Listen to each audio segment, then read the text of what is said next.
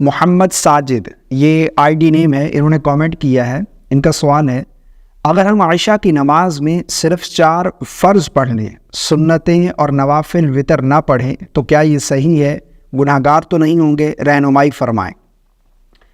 بھائی نے ایک بہت اچھا سوال پوچھا ہے. دیکھیں عشاء میں ٹوٹل رکعتیں کتنی ہیں؟ 17، یعنی سنت موقدہ، سنت غیر موقدہ، نوافل، فرض اور وتر. اب ان میں ضروری کیا ہے؟ ٹھیک ہے نا، کتنی رکعت پڑھنا یہ ضروری ہے.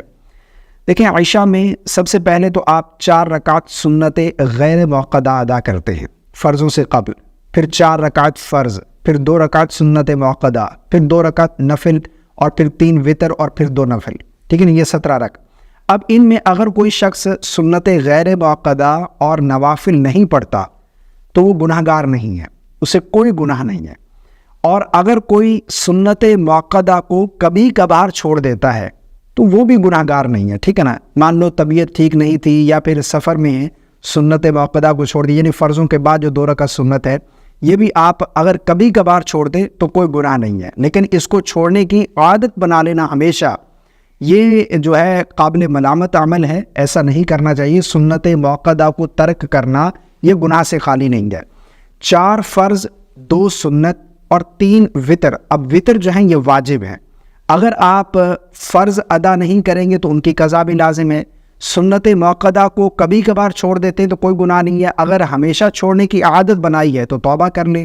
اور اسی طرح جو 3 رکعت وتر آپ نے چھوڑے ہیں ان کی قضا بھی آپ کے اوپر لازم ہے. فرض کے ساتھ ساتھ واجب کی قضا بھی کریں گے. اگر آپ صرف 4 فرض پڑھتے ہیں تو جتنے دن آپ نے وتر ادا نہیں کیے تو ان کی قضا بھی آپ کے اوپر لازم ہے. ٹھیک ہے نا، 4 فرض، 2 سنت موقدہ اور 3 وتر، یہ تو آپ ضرور پڑھیں عشاء کی نماز میں.